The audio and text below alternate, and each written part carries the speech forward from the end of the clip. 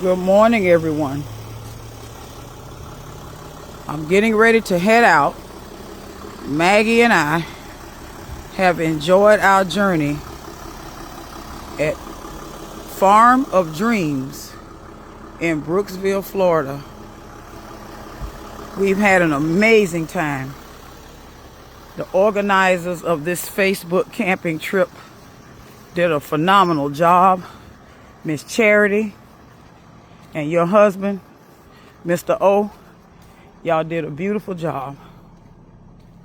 I'm so grateful and so thankful for times like this when you can meet new friends and find new places to explore. This is my final walkthrough. I think I'm the first one heading out, but I drove the farthest. I drove 3 hours. Everybody else was like 2 hours or less. Some of them were 15 minutes. So 3 hours to Duval County. I got to get an early start. But if you're ever in Brookville, Florida, stop to Field of Dreams RV Resort. They have cabins, heated pools, and it's 120 acres of sheer beauty.